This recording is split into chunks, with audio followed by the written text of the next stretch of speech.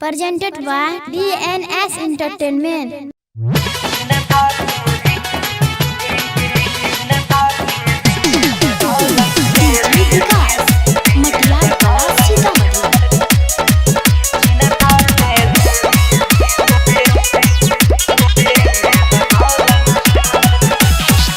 ले जो जनुआ है रे जल्दी भगाई के नहीं त जान दई देबो असरी लगाई के।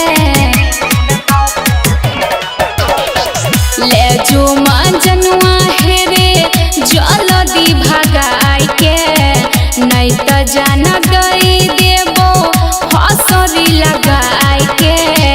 घर में हमरा शादी के बात चलै छै, पहता चलल छै हमरो रोशनी गई जिनता से देह गलै छै गे रोशनी। पहता चलल छै हमरो रोशनी गई जिनता से देह गलै छै।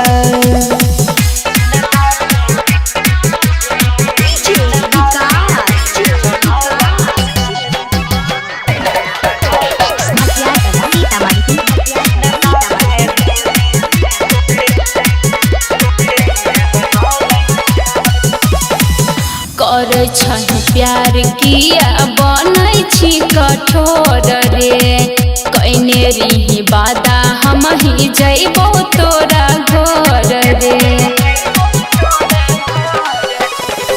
चल गेलै हमरो करे जहबा पछुरी गई बुझै नै छी दुख हमरा कोनो हम जबूरी गई।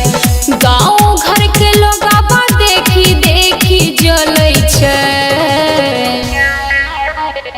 पहता लगल छै हमरो रोशनी गई चिन्ता से देह गलै छै गे रोशनी।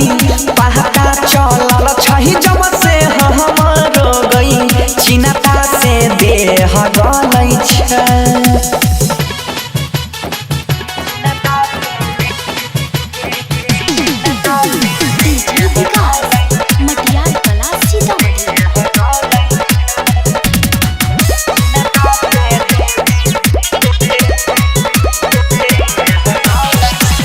खैने रही क्रिया देवी माई के पन जाल में कहली कि मगिया तोहर भरबो कोनो हाल में।